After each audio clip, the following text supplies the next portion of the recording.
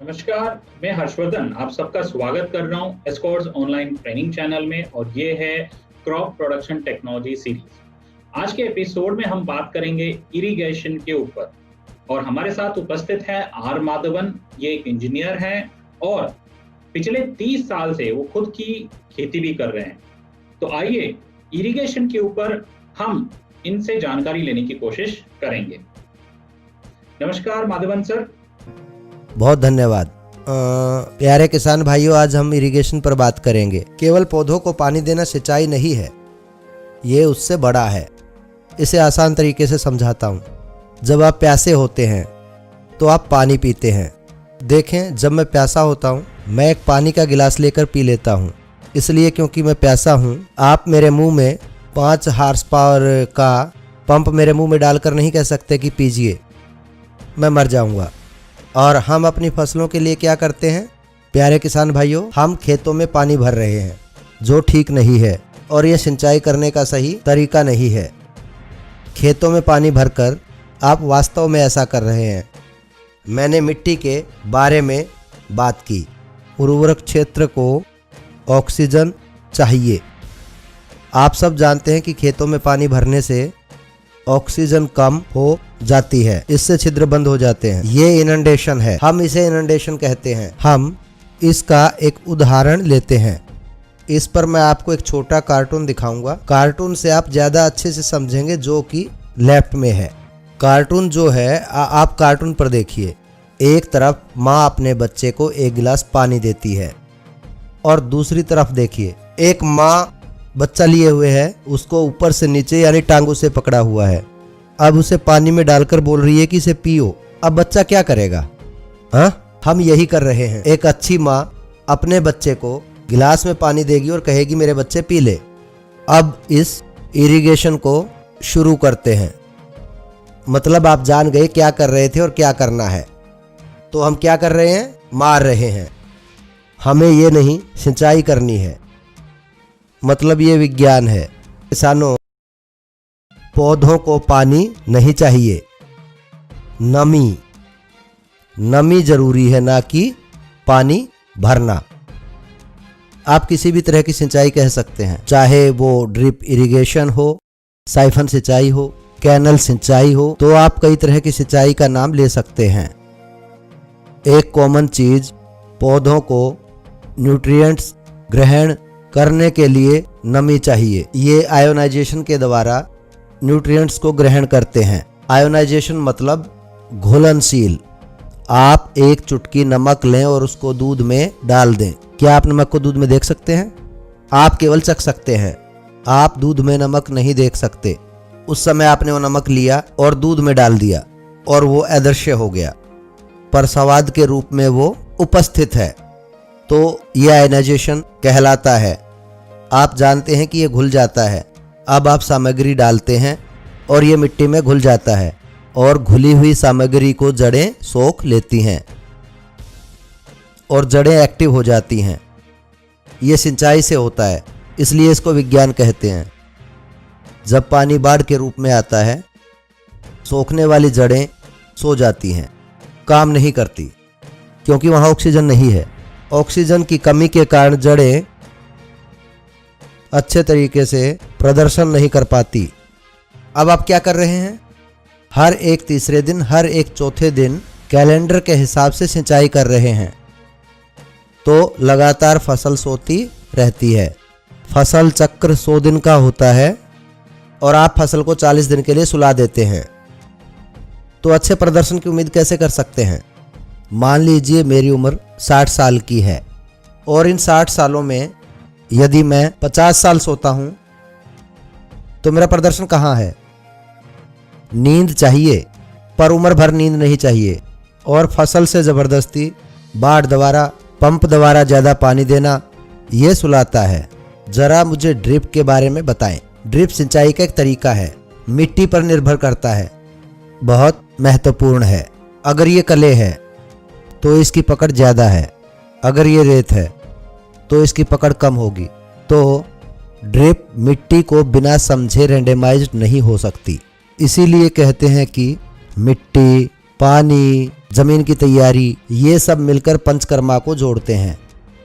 आप इनमें से कुछ भी नहीं छोड़ सकते। आप ये नहीं कह सकते कि मैं केवल इरिगेशन करके ध्यान रखूं और इसको करूंगा। मिट्टी परीक्षण को छोड़ देते हैं या सिजलिंग को छोड़ देते हैं, कुछ नहीं, ये इसके लिए काम नहीं करेगा। ये हमारे जैसे हैं, जैसे कि हमें सारी चीजें करनी पड़ती हैं। हम अच्छे से खाते हैं, हम समय पर खाते हैं, सब एक साथ करना होता है। ऐसा नहीं कि सही से खाऊंगा और बिना एक्सरसाइज के बेड पर सो जाऊंगा, तो सब चीजें इकट्ठी करनी है। ऐसे ही फसल में अब जब खाद को आप बैंड में डालते हैं तो ये उसको सोख लेता है। मैंने लैंड प्रिपरेशन के पिछले एपिसोड में बताया था क्यों रिजर्व रो की अहम भूमिका होती है, उसको मैं इरिगेशन के साथ जोड़ रहा हूं। इस बारे में एपिसोड में बताया था। अब मैं इसकी तुलना करूंगा। जब मैं रिजर्व फर्रो से खेती करता हूं, आप फर्रो में सिंचाई करते हैं। फर्रो मतलब इसका निचला हिस्सा जहां पर पानी का बहाव रहता है, पर रिज उसके ऊपर फसल बैठ जाएगी। मतलब आप फसल क्षेत्र को बाढ़ के लिए अनुमति नहीं दे रहे हैं, केवल सबसे नीचे वाले हिस्से को पानी मिलेगा और सोयल कैपिलरी एक्शन पानी को ऊपर लाएगा फसल के ज़रूरत के हिसाब से। जो आपको रखना है इसे मैं ऐसे ही बता रहा हूँ। ये मिट्टी की विशेषताओं के अनुसार बदलते रहते हैं। कले की मौजूदगी पर रफली लगभग 60 और 40। 60-40 क्या है? अगर आप मिट्टी लेते हैं 60% हवा होनी चाहिए और केवल 40% नमी। अब आप अपने खेत में चेक करें कि क्या आप इस तरीके से कर रहे हैं ना। आप 80-20 कर रहे हैं, 80% पानी 20% हवा, तो फसल का प्रदर्शन 80% कम हो जाता है। तो प्रदर्शन के बिना प्राप्ति को भूल जाइए, कोई प्राप्ति नहीं कर सकते।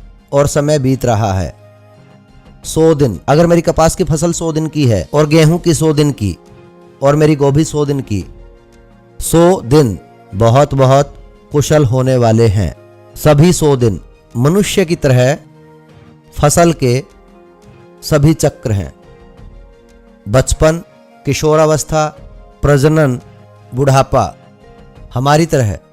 मैं बच्चा था, मेरी माँ ख्याल रखती थी, किशोरावस्था में खुद ख्याल रखा, फिर शादी हुई, प्रजनन, फिर मेरे बच्चे, फिर बूढ़ा और मर जाऊंगा। फसल भी ऐसे ही। इन सभी चक्रों को आप कैसे रोक सकते हैं? पर हम रोक रहे हैं ज्यादा सिंचाई करके और खादों का कम प्रयोग करने पर। फसल चक्र के दौरान फसल का सही से ध्यान ना रखकर। इरिगेशन में मैंने बताया कि 60-40 का रेशो होना चाहिए। अब हम इसे क्यों दे रहे हैं? मैं थोड़ा कीट पर बात करूंगा। आप सब जानते हैं मूसन खरपतवार। जब हम पेस्ट कहते हैं, खरपतवार भी कीट हैं। और खरपतवार क्या है? गेहूं की खेती में धान खरपतवार है। आप इससे सहमत होंगे, आप सब इससे सहमत होंगे। मैं इसको दोहराता हूं और आप समझ जाएंगे। तो खरपतवार क्या है? कुछ भी नया नहीं उग रहा है, सब कुछ खाद है। हर एक पत्ता खाने लायक है, चाहे आप खाएं या बकरी खाए, गाय खाए या सूअर खाए, सब कुछ खाद है। पर आप सोचते हैं कि गेहूं की फसल में धान की फसल नहीं उगनी चाहिए। मेरी गेहूं की खेती में जो धान उग रहा है ये खरपतवार है, इसे उखाड़ना है, वरना मैं अच्छे से गेहूं की कटाई नहीं कर पाऊंगा। गेहूं और धान की मिलावट हो जाएगी, फिर इसको अलग अलग कैसे करेंगे? अब कीट जिसमें खरपतवार भी शामिल हैं, इससे अच्छा है अगर आप सिंचाई पर नियंत्रण कर सकें। गेहूं की संख्या कम हो जाती है। अब गेहूं को खतरा है। मैं इसके बारे में आपको नहीं बताऊंगा। आप सब ने अपने अपने खेत में इसका अनुभव जरूर किया होगा। रोने का आदी हो गया। शुरुआती दिनों में हे भगवान, मैंने कल खरपतवार उखाड़ी और आज फिर आ गई और मेरा। अब आप भी ऐसा कर सकते हैं, पर यह ज्यादा नमी के कारण होता है। ज्यादा नमी के कारण गेहूं लगातार अंकुरित होकर बीज पैदा करता है। वीड सीड बैंक बहुत भारी होता है। जब वीड सीड बैंक भारी होता है, बीजों की संख्या जो हर बार सिंचाई से अंकुरित होगी बहुत ज्यादा है और आपको लगभग जो आप लगाएंगे उसका 40 से 50% आपको अपनी जेब से लगाना होगा। लगभग उतना आप सिंचाई से बचा सकते हैं। इसमें मैं सीजल से कुछ शब्दों का प्रयोग करूंगा। सीजल के बारे में मैं लैंड प्रिपरेशन में बता चुका हूं। उस वीडियो को देखें, सिंचाई में मदद करेगा। अगर आप मेरा पहले वाला वीडियो देखेंगे लैंड प्रिपरेशन का, मैंने वहां बताया है सीजलिंग का महत्व, तो अब आप सिंचाई को समझ पाएंगे। अगर मैं ज़मीन को सीजल करता हूं, मतलब कम से कम 3 फीट तक हमें वो कॉलम भरना पड़ेगा नमी से, मतलब सिंचाई की संख्या कम करनी पड़ेगी। देखें, अगर आप अपने खेत की 10 बार सिंचाई करते हैं और अगर बारिश है, हम बरसाती पानी को बचाते हैं, तो हमें उसमें सिंचाई करने की भी जरूरत नहीं है। जड़ें इन 3 फीट तक जा सकती हैं। ये मैं पहले एपिसोड में बता चुका हूं। अब इस इरिगेशन के भाग से सिंचाई की संख्या कम हो जाएगी, मतलब ऑक्सीजन लेवल फसलों के प्रदर्शन के लिए ज्यादा समय तक उपस्थित रहेगा। इसलिए मैं इस पर जोर दे रहा हूं। 60% ऑक्सीजन होने से जड़ें सक्रिय हैं। सक्रिय होने के लिए ऑक्सीजन की जरूरत होती है ताकि ये तत्व ले सकें। एक बार वो सारे तत्व ले ले जो आपने उनकी संतुलित खुराक में डाले हुए हैं। जो आपने उनमें डाला है, उनसे पौधे बीमारियों से लड़ने में सक्षम हो जाते हैं। इसलिए कीटनाशक के छिड़काव की संख्या भी कम हो जाएगी। सिंचाई के नियंत्रण से यकीन है कि आप समझ पा रहे होंगे कि मैं आपको भूमि की तैयारी और सिंचाई के बारे में बताने की कोशिश कर रहा हूं। ये दोनों ही जरूरी हैं और एक दूसरे से संबंधित भी, अलग अलग तरह से। अब पौधा लगातार अच्छे से धीरे धीरे बढ़ता रहेगा। कीड़ा, मैं अपने अनुभव से आपको दिखाऊंगा। मैं आपको दिखाऊंगा तस्वीर कि मेरे खेत में बंद गोभी खड़ी है स्क्रीन पर। जब मैंने 80 के दशक में शुरू किया, हर कोई मेरे ऊपर हंस रहा था। कहा गोभी चेन्नई में पैदा नहीं हो सकती। मैंने कहा ठीक है। फिर उन्होंने कहा नहीं, पत्ता गोभी को शिमला जैसा या फिर ऊटी जैसा मौसम चाहिए होता है। मैंने अपने आप को कहा पौधा एक अंधे व्यक्ति की तरह है। वो नहीं जानता कि वो शिमला में है या कुड़कनाल या मद्रास में। जब तक उसको वहाँ का वातावरण मिलता रहेगा वो प्रदर्शन करेगा, और उसने किया। मैं उस कीट की बात करूंगा जो मैंने गोभी के साथ किया। मैंने सन 80 में शुरू किया।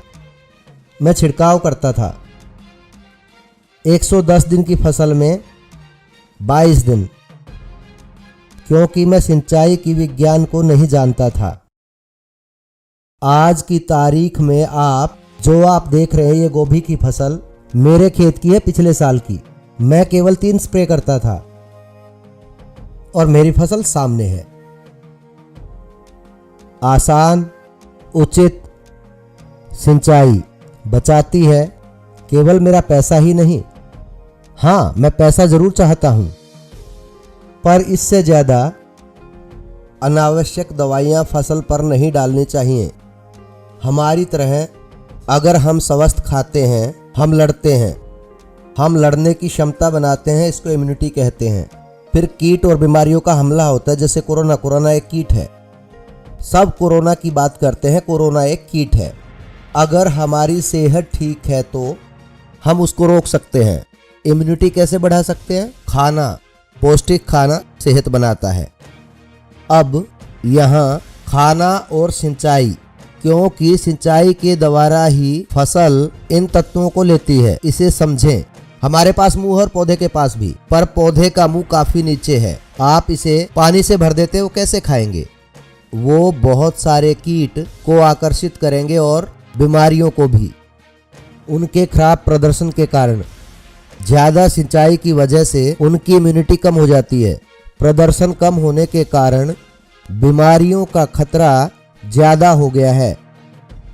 जिन वैज्ञानिक तरीकों को मैंने बताया उनसे सिंचाई करने से, मैं आपको अपने पत्ते गोभी के खेत की फोटो भी दिखाऊंगा, जहां पर मैं पानी भर रहा हूं पर साइफनिंग तरीके से। ये एक साधारण सा तरीका है। मैं सीधी बात कर रहा हूँ, रॉकेट साइंस की नहीं। आप किसी भी नजदीकी दुकान से एक हॉर्स पाइप को खरीद सकते हैं और वो सिंचाई करने में बहुत ही अहम भूमिका निभाता है, सिंचाई के तरीके में और फसल के प्रदर्शन में भी। ऐसा करने से सिंचाई की संख्या मैं आपको दूंगा इस चार्ट में। जहां मैंने सीजल नहीं किया और ना ही मिट्टी को संतुलित, मुझे खेत सींचना होगा एक ही फसल के लिए 110 दिन के चक्र में 14 बार। अब इनके साथ मैं केवल 4 बार सींचता हूं, कभी कभी 2 बार भी। हाँ, मेरी कोई फसल हरा चना भी लेती है। हरा चना मतलब मूंग दाल। मूंग दाल को केवल 1 बार सींचता हूं, फसल तैयार। आप देखें, मैं इसको इस तरीके से बताऊंगा। आप उत्पादन कम करने के लिए सींच रहे हैं। आप ऐसा क्यों कर रहे हैं? आप अपनी फसल और आप अपनी जेब कटवाने के लिए सिंचाई कर रहे हैं। ज्यादा पानी डालकर अपने आप को बहा रहे हैं। पौधों को ज्यादा पानी नहीं चाहिए। मैं आपको एक उदाहरण देता हूं और एक छोटा सा अपना धान का खेत दिखाता हूं। हर कोई कहता है धान में ज्यादा पानी लगता है। हाँ, क्योंकि आप खेत को भर रहे हैं।